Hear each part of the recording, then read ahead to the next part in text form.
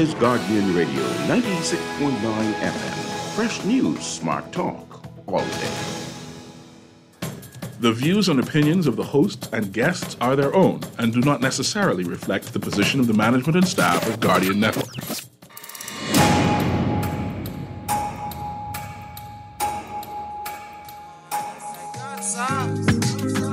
That's I gotta move. That's life. Yeah, I got sauce.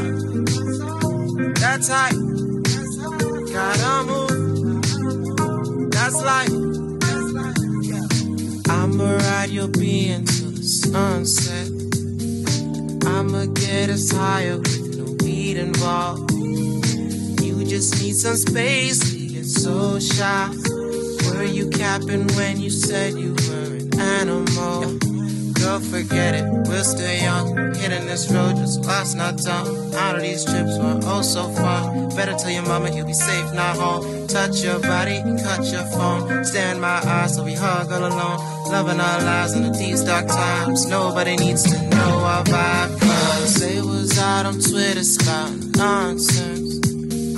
They was on the ground just hating on us. They was on the record just...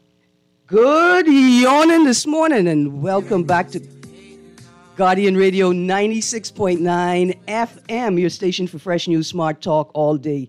It's a Culture Thursday on this 24th of August, and we're opening the show with a little Bahamian culture. Do you know this young man called Giovanni?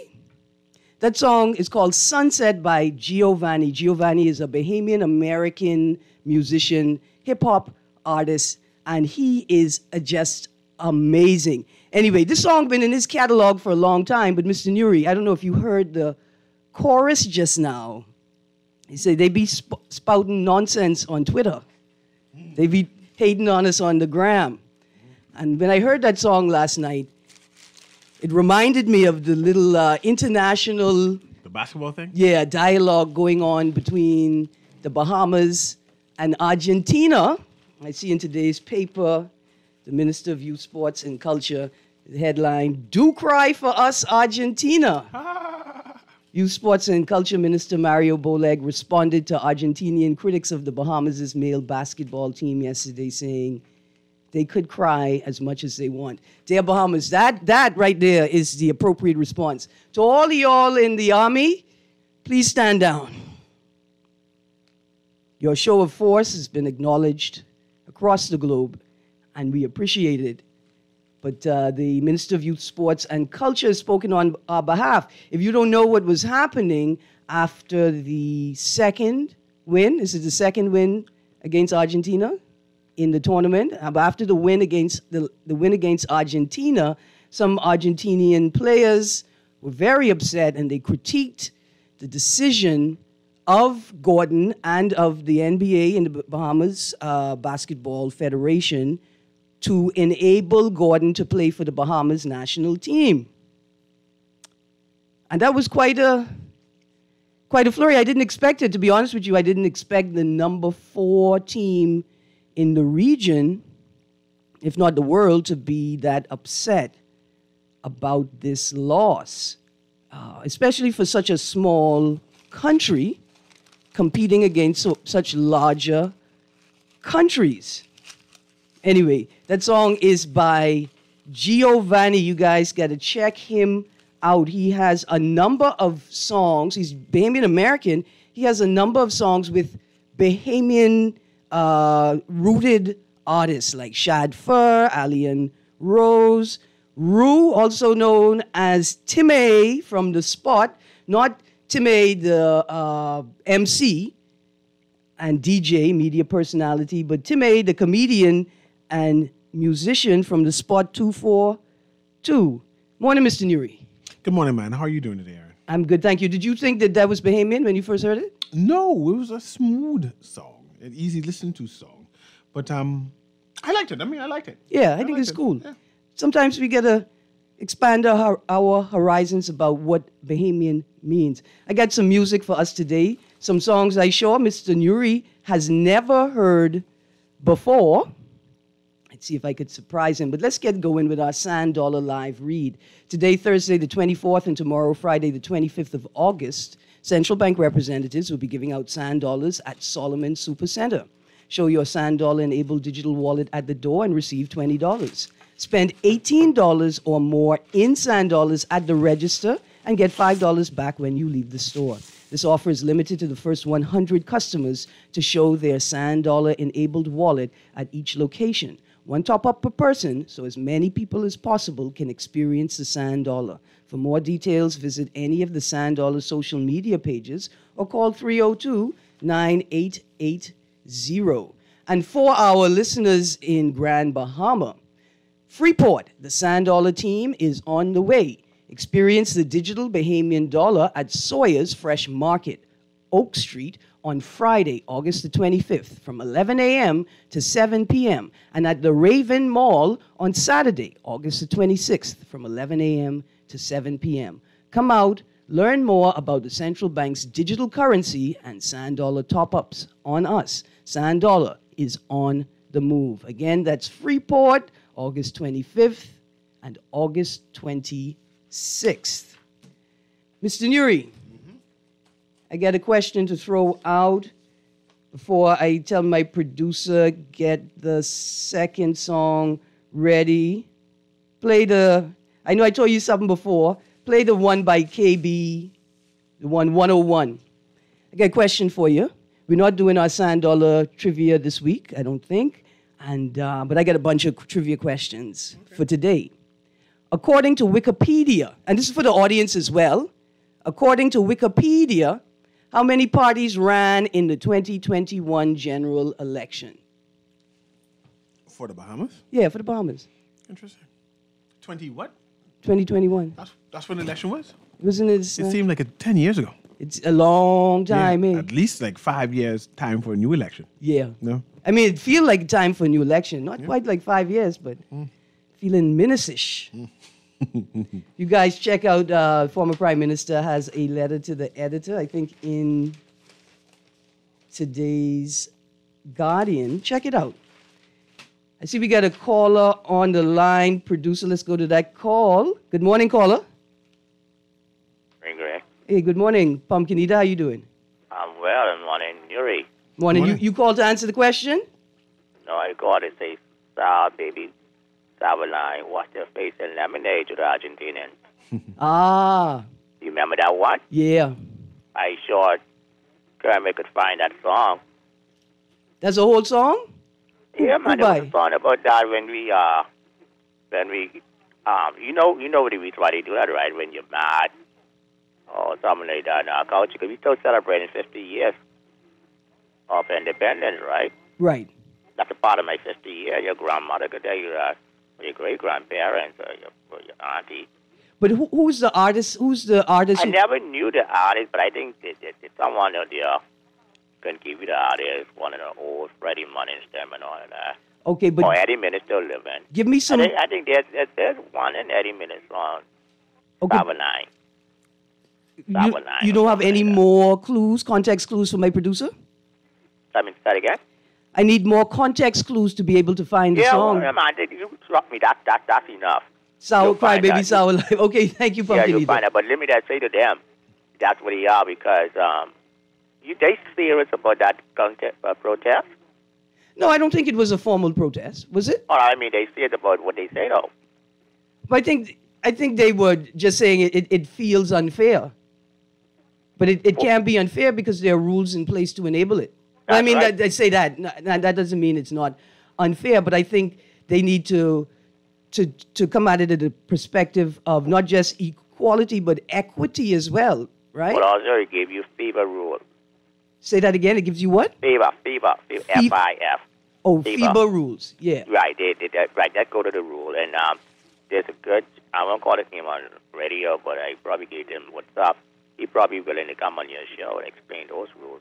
The FIBA rules. Heading into Olympics next year. I got you. Yeah, man. Have a good day. Absolutely. Thank you, Pumpkin Eater. That's the one and only original. Absolutely. Producer, play that next song for me, the one by KB. This is a new song, Nuri, off of KB's newest album called Cuba. Okay. Since school is about to open, this is called Bahamian Sweetheartin' 101. Bahamian Sweetheartin' 101. Bahamian Sweetheartin' just for fun.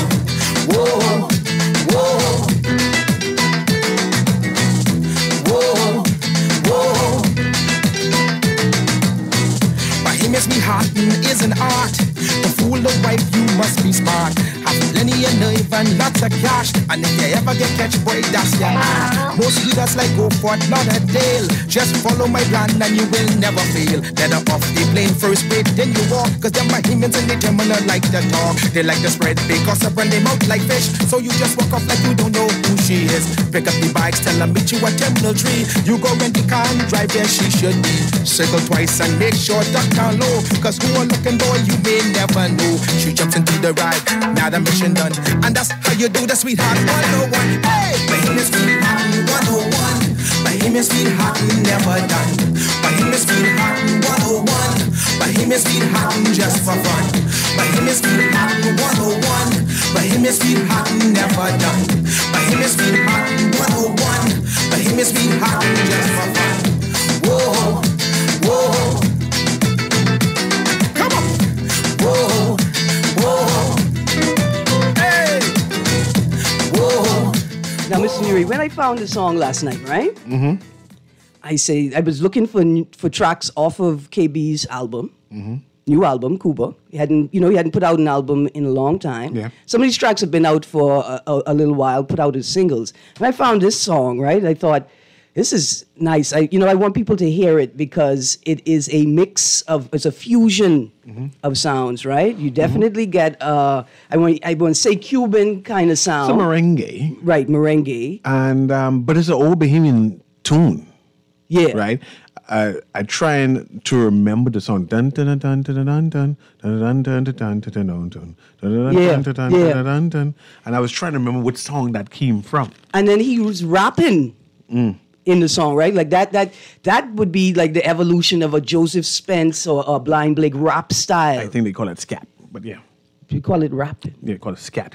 Do we call it rapping? Rapping, okay, rapping. I think they celebrating 50 years of hip hop without us. Without us. No. Anyway, scatting is a part of the evolution to hip hop, right?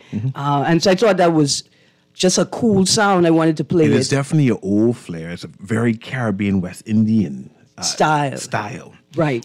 You could see like a minstrel, someone with a guitar, palm trees flowing. And walking through the tourists and Bahamians on the bay, having the cocktails, singing that, right? And then I look at today's paper. Go ahead. Today's Tribune, and I see Darville, we must prevent DNA fraud. And so, I don't have to get deep into it, right? Yeah. I just like the way that sometimes you could find songs providing commentary and speaking to the issues that we are dealing with today. That's how you have musicians. We speak all the time. They speaking on what's happening. Right? Darville, we must prevent DNA fraud. This is in the front of today's Tribune. Genetic testing rules necessary to ensure lab sample integrity. I'm going to put aside that Darville is not saying anything that we don't know. Yes. Right? Like, this is what we expect. One would assume that the DNA testing is done efficiently. Because you don't want to make a mistake with that, eh? Right. At all. This is an extremely important thing. But I'll ask you this. Yeah. And mind you, we have two sides of the show. Is there a government entity that does DNA testing in the Bahamas? Is there an entity that is responsible for DNA testing? Government-funded entity. Like the public clinic. Right. The hospital, the Princess Margaret Hospital, a government entity. Right. Because the reason why I asked that, because all of the DNA testing I do see, it seems to be private companies. Right, absolutely. And how can the government regulate or ensure that full procedures are being carried out in private companies when they don't have their own to manage it and regulate it? This is interesting. Well, first of all, the government can regulate any industry in the country. In fact, the government should reach out to every industry, all the stakeholders, anyone, and engage them about regulations, whether they are self-regulating in their space, right? And they should, I don't want to say provide oversight, but they should engage in oversight, right? To ensure that the industry doesn't need external support, right, in that sense, like how the taxi union reached out to the Ministry of Transportation and said, hey, I think we need a code of ethics to govern this taxi space because the union membership is not mandatory. So even if the union had a code of ethics, non-union members wouldn't be necessarily obligated to follow that code of ethic, right? So you reach out to the Ministry of Transport and you say, hey, we need a regulatory type regime. We need something, a code of ethics, something to govern the space, either because we don't govern everyone in the space or we are unable to govern the space. Then I will say this to you. Who is the audience that Dr. Darville is speaking to? Because he cannot be speaking to us, the common man, because we don't do testing.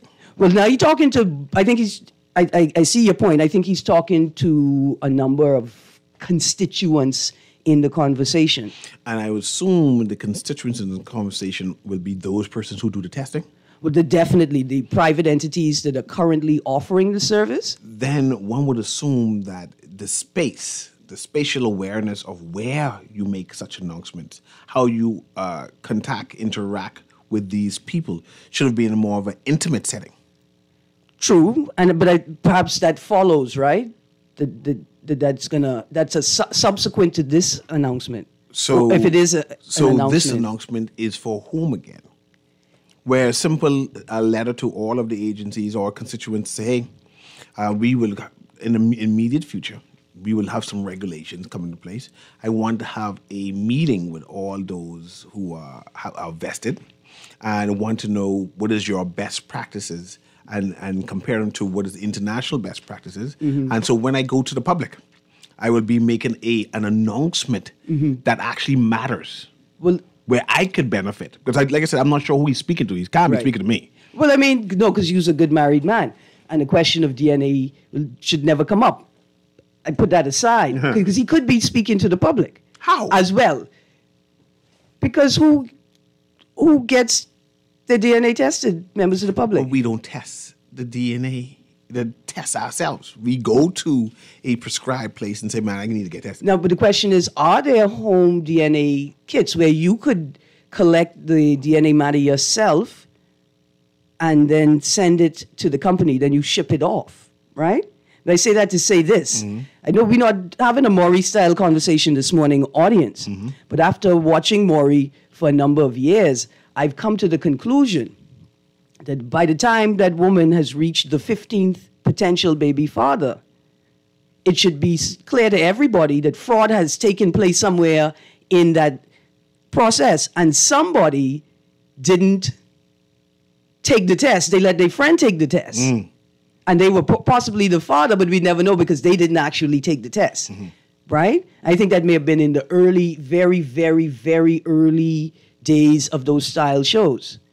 Perhaps we need to invite someone who manages, operates a DNA testing service, well, you and know go what? through that process, step 1, step 2, step 3. Ian Thomas is a regular guest on the foundation with Howard Grant. And Ian markets 4 companies that provide that service. So maybe we can ask Ian Thomas to link us with some of the companies, to have them come on and talk about what it is they do. Why it's important, right? Whether they self-regulate in the industry, whether they follow any international standards for testing, if there are any local regulations, even if it's minimal, governing the space, and how it operates. But let's talk the reason why a Minister Darville would have brought this conversation up. I assume in the conversation about citizenship. Yeah. Right? And we given citizenship via men passing on their citizenship. And they trying to implement this DNA testing to ensure integrity. Yeah. Right? I'm not sure how all of this is going to work, right? What legislation they plan to implement. Even, let me get better, that's me. Even whether it's constitutional. Can you force a man to give his DNA?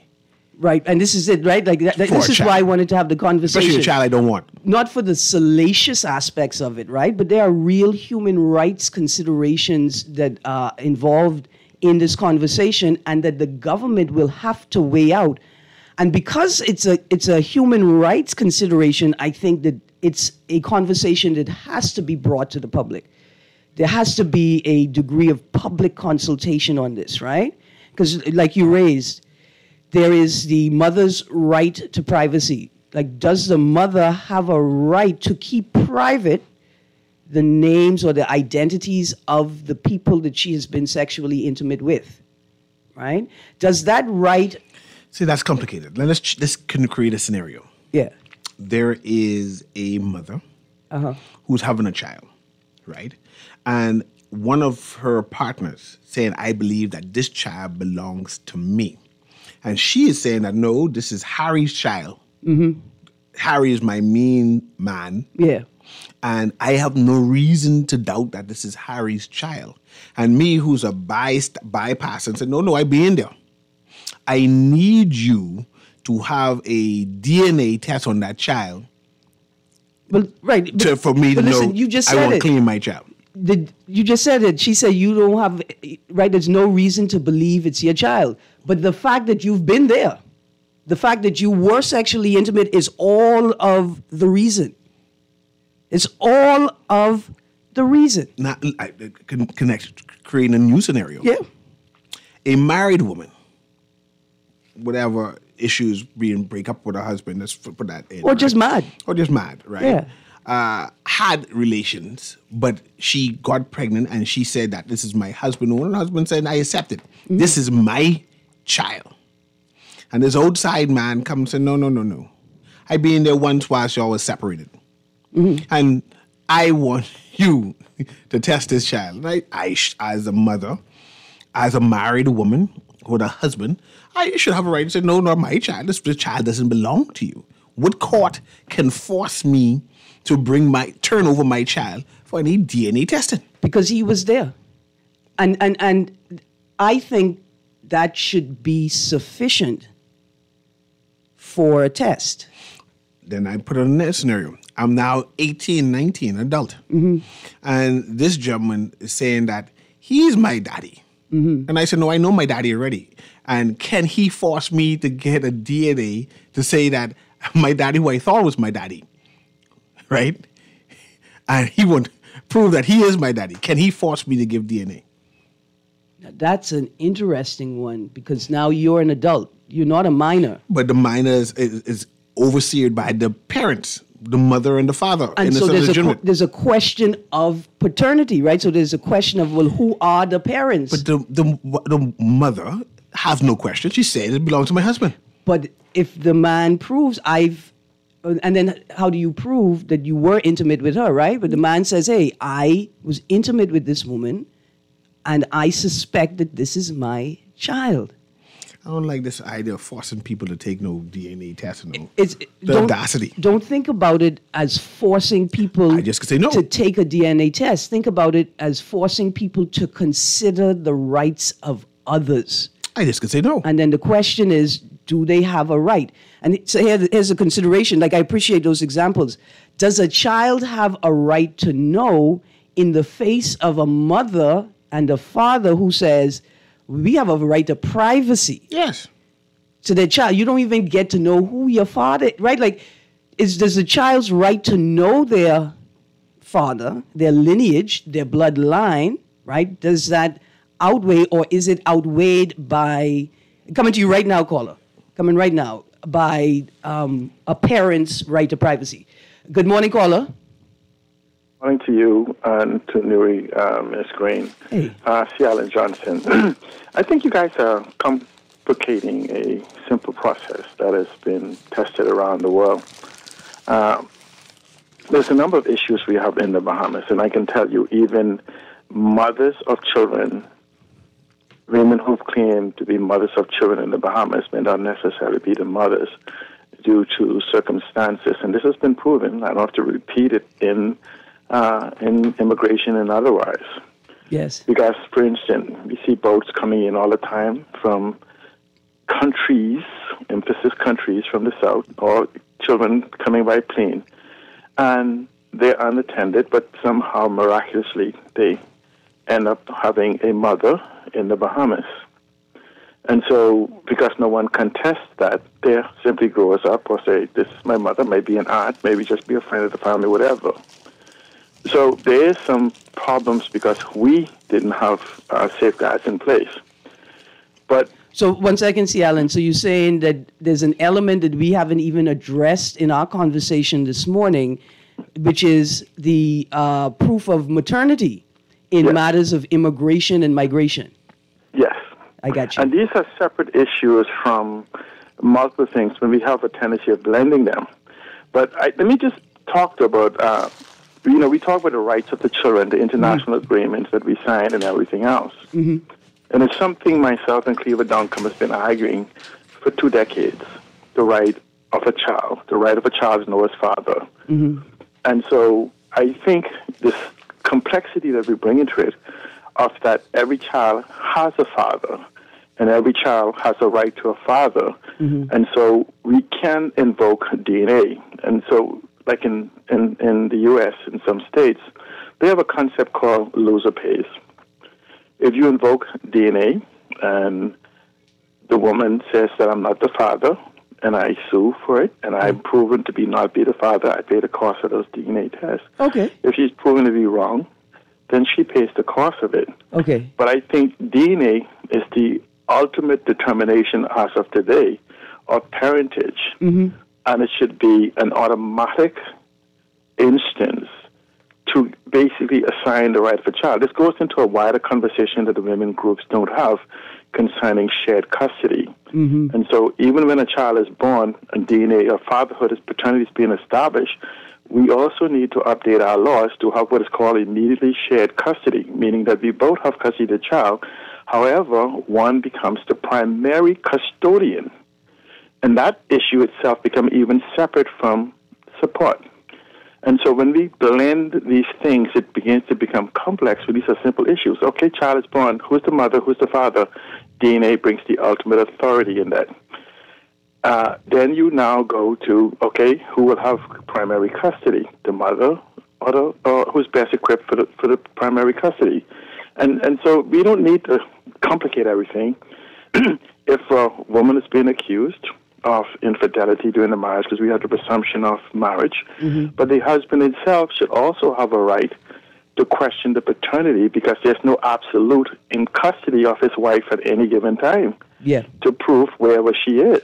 Absolutely. And so it isn't like, oh, we're violating something. It's definitely not a constitutional issue, because the police and other different things collect DNA, and that itself also needs to be addressed. What we tell my primary concern of DNA is? Yes, sir. And then we get chain of custody. Chain of custody. Well, listen. So what I'm saying is this. When you take my DNA from my child, does it go into some public database so the police can have access to it and other people can have access to it and everything?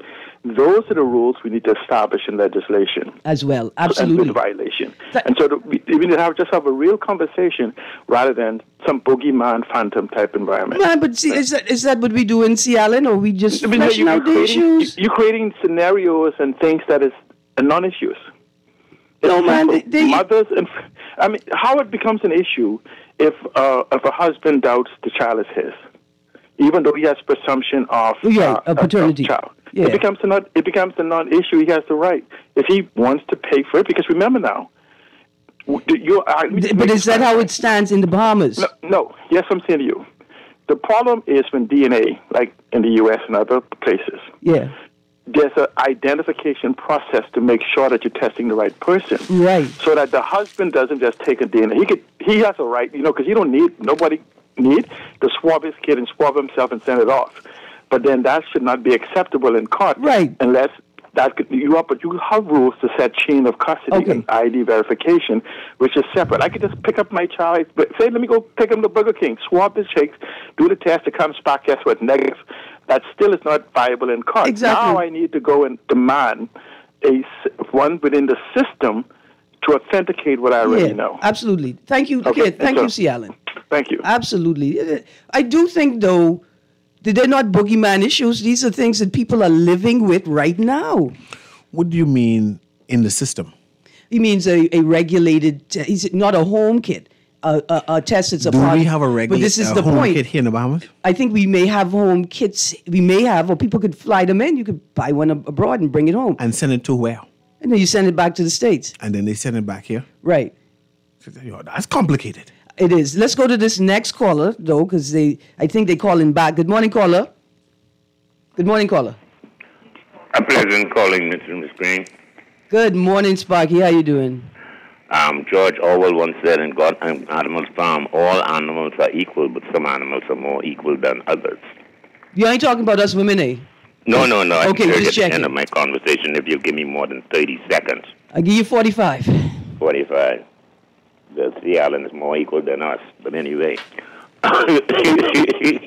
my phone rang so much it went up busy. I had to call back. I thank you. I know. I see it. I rush him. You see, I rush him. Sea Island, them is tell the host, hold on. Yeah. They take over the show. But anyway, talking about this DNA and everything like that. When you say people are living with that now, one time ago growing up, this was a very, very quiet neighborhood, country, calling itself a Christian nation. And the old people knew that in churches, children were born, and they could tell it wasn't the husband own. Mm-hmm. I know there's a case where we have 3 prominent people with 3 different names rose to high ranks in this country. Mm-hmm. And I guess you know who they are too. Yes. You know, I guess what I'm talking about. Everyone got a different name. They told their stories publicly. But they say they're brothers. They are? Okay. Now, I grew up, and I always say, you always can't miss that. I'm 72. Mm-hmm. All my life, I grew up in a house with a mother and a father. I was 50 years old. I remember my brother, God bless his dad, asked me to meet him by Chico's on Blue Hill Road one Friday evening to have 1 or 2 of those brown bottles. And we sitting there. And one day, this friend of ours that I know from a child growing up came to sit at the table with me and my brother, Kip Pinder. He said, Sparky, I tired of you going around here calling yourself Gene Sparky Fountain. You know, you ain't no fountain.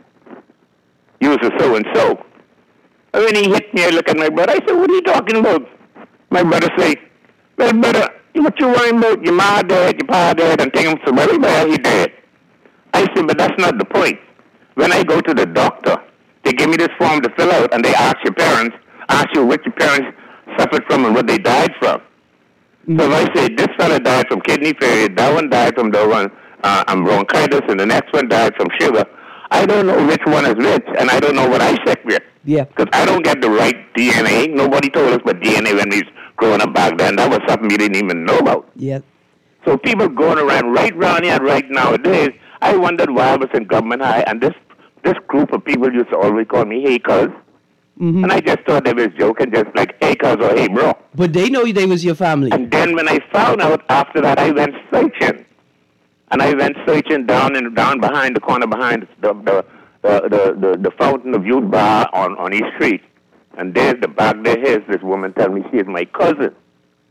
And me and my sister belong to this other fellow who was on our daddy. Oh, boys. In the house. Sparky. Me and my sister belong to the other one. Sparky, I get it. And look here, Miss Greene. So I start searching. Then she starts bringing out the pictures. So long, then 45 seconds. Oh, look at this picture. Look at you. Look at your sister. Look at this fella. Sparky, I gotta go, but I will play one song. Your pa don't know. No, I ain't playing that one. I play something I know y'all ain't heard before. But I know the Foxville gal is my real aunt because that's my mom's sister. I know my mom is my mom. Have a good day. Yes, sir. Thank you. So I didn't do the right job. I got to find the song for my producer. It is by Duke Hanna. It is the Small Hope Bay Carnival featuring Duke Hanna. Y'all give me 1 second, Mr. Newey. I'll talk in the meantime while you do that, right? The text you just sent me about the Child Protection Act. Oh, you could read that. But I mean, my concern is the issue of DNA. I assume the reason why Minister Darville brought this up is over the citizenship issue that we're having. Not necessarily that people are searching to find out if the child is their own or not their own. My concern is who should demand the DNA testing? Should it be the Bahamian man or should it be the immigrant woman for her child? So that's my concern. Who should be of the demand? Yeah. But anyway, we have a song. Who's the song here? This is Duke Hanna. It's a Small Hope Bay. This isn't the song, but this is a beautiful song by Duke Hanna. This is Small Hope Bay, I think it's called. If y'all ever been to North Andros, if you ever go, you got to take a stop. Take a turn off and go to Small Hope Bay. It is a beautiful, beautiful place. The song I'm trying to find, though, Mr. Nuri, is called Chinese Children. It's the one I played the other day. I didn't know we was going to be having this conversation this week. Sometimes these songs are so hard to find, though. And that's because we don't have a proper cataloging of our music. That's another classic. I just sent it to you, Kermit. Duke Hanna has, Mr. Nuri, just the same conversation we're having. We don't know enough about ourselves. And that's why this conversation is so important. This song, I've just found it, is called Chinese Children. Now, to Chinese Bahamian members of our community, the Chinese residents in our community. Song make me feel a little uncomfortable, but I have to remember a sense of time when it was sung. Y'all listen to the song. It's about 10 months the girl ain't kissed me, and the bold-faced woman does tell me that any kind of child that born in my house, I'm the father. That's why a shimmer doesn't tell nobody when I need children calling me daddy. No, me mommy doesn't want to beat me well. I need children calling me daddy. I dark and I pretty and the children so ugly. I need children calling me daddy. Left, right, in front and behind me. I need children calling me daddy. I met Melda in 1950, 3 months in the way, but unknown to me. I'm so stupid and woman crazy. Ain't notice at all she making a baby. She started getting stouter and stouter and made a Chinese child 6 months after. She's telling me that I am the father. And only 3 months, I know the gal Melda, and that's why a shamer doesn't tell nobody when I need children calling me daddy. You know me mommy doesn't want to beat me well. I need children calling me daddy. This is decades ago, right? This is decades ago that this song was produced, but it speaks to what we're talking about, right? These dynamics that people live with and have been dealing with. I really wish Duke Hanna was alive so I could sit with him and ask him why you write the song and why did you write it the way you did, and what were the social dynamics at the time, and was the song well accepted, right? And then how did the Chinese Bahamians of Chinese descent, how did they feel about the song even, right? Like, I want to know that too. But to say, see, Alan, I really appreciated the contribution you made this morning. I don't want you to think that I'm dissing you. But what comes up for me most, Mr. Nuri, is that I don't think we understand the extent of the work that is required to implement policies, right? To understand the culture that the current behavior is rooted in, because that's why you have a new policy. You have a new policy because you want to shift behavior and shift culture, right? So a part of this policy creation work is understanding the culture that you're trying to engage and the behavior and the culture and the attitudes that you're trying to shift. And we can't do that if we are refusing to acknowledge our behavior. But I don't think we are refusing necessarily to acknowledge it. Somebody sent this in. I want to read it. It's from the Child Protection Act. It's the application, it's the provision speaking to the application for declaration of paternity. It's Section 9. Subsection 1 says, any person who, A, being a woman, alleges that any named person is the father of a child, or B, alleges that the relationship of father and child exists between himself and any other person, or C, being a person having a proper interest in the result, wishes to have it determined whether the relationship in father and child exists between two named persons, may apply in such other manner as may be prescribed by rules of court to the court for a declaration of paternity. And if it is proved to the satisfaction of the court that the relationship exists, the court may make a declaration of paternity whether or not the father of the child or both of them are living or dead. So this is saying a woman who alleges that a man is the father of a child could request a paternity test.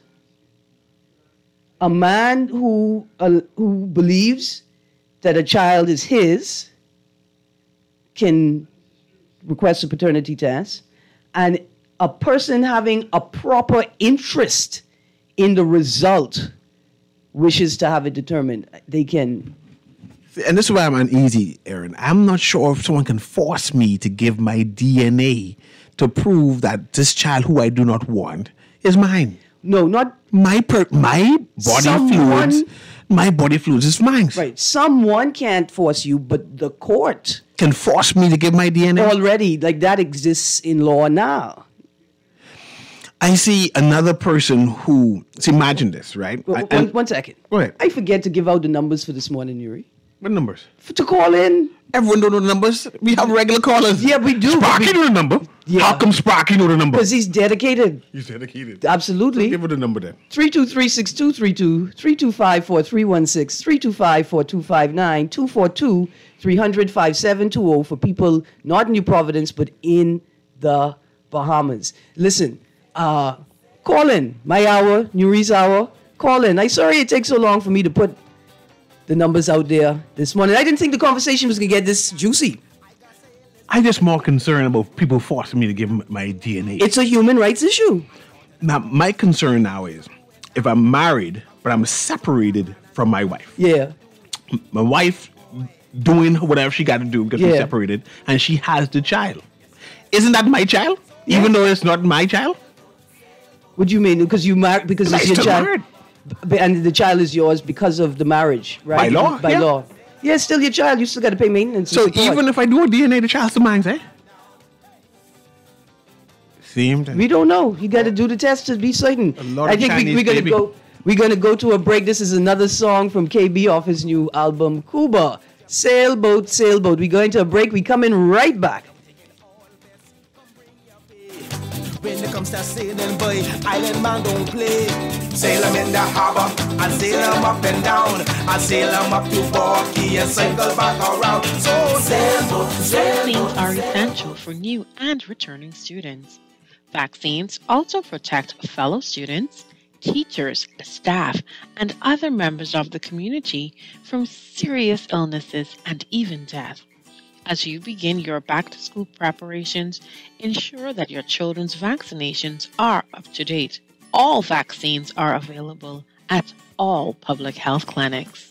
This message is brought to you by PAHO WHO, the Ministry of Health and Wellness, and USAID.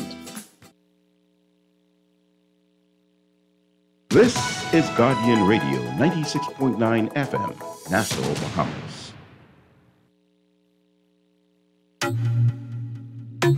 The Grand Bahama News is available every Tuesday in the Nassau Guardian. Buy your local paper at Freeport convenience stores, Western Bakery, De Gregory's Fine Foods, and Bellevue Gifts. Want to reach your Grand Bahama customers? Then call Barefoot Marketing at 827-4578 or message them for ad rates via their Facebook page. Advertising opportunities now include classified ads too. Keep up with all the latest Grand Bahama news in the Nassau Guardian newspaper every Tuesday.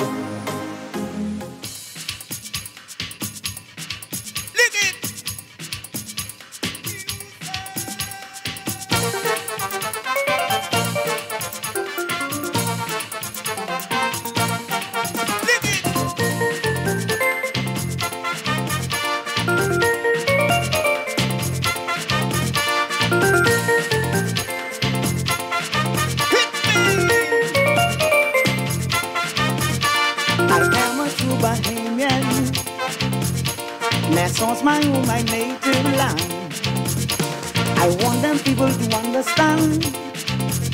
Smoke, proud to be a Bohemian.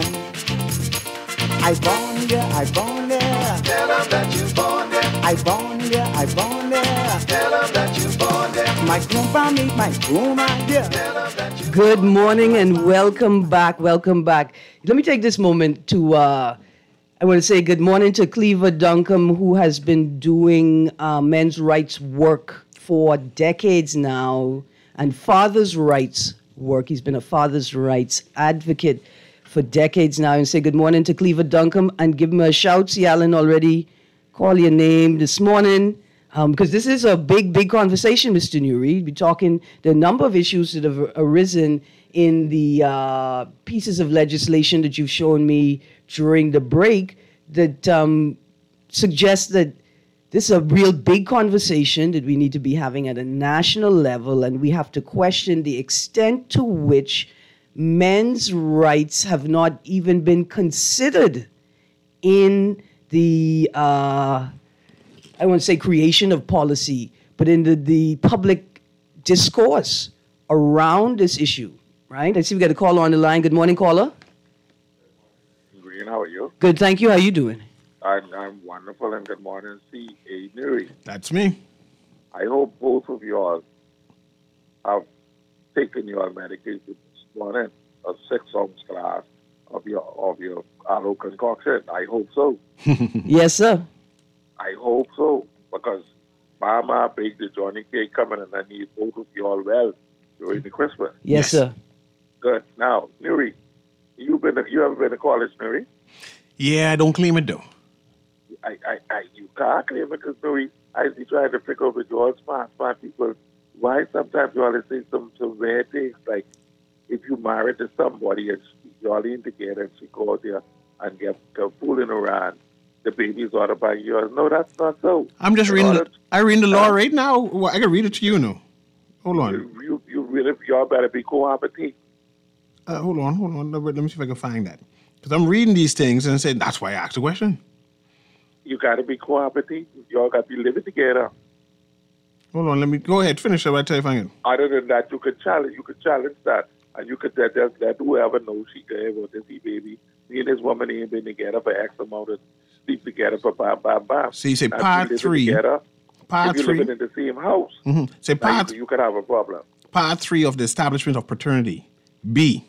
The person was married to the mother of the child, and that marriage was terminated by death or judgment of neutrality within 280 days before the birth of the child, or by divorce, where the decree nisi was granted within 280 days before the birth of the child. They say that child is yours. Yeah, but what happened to one of the parents? It said it's divorce or death. So they give you a time frame. 280 days. After cohabitation, that the child possibly could be yours. Yep. Say that child is not possibly. Say the child is yours. Understandable. So they know. The woman. Go on, the sir. woman that break up 6 months ago, she having a child within the next couple of months.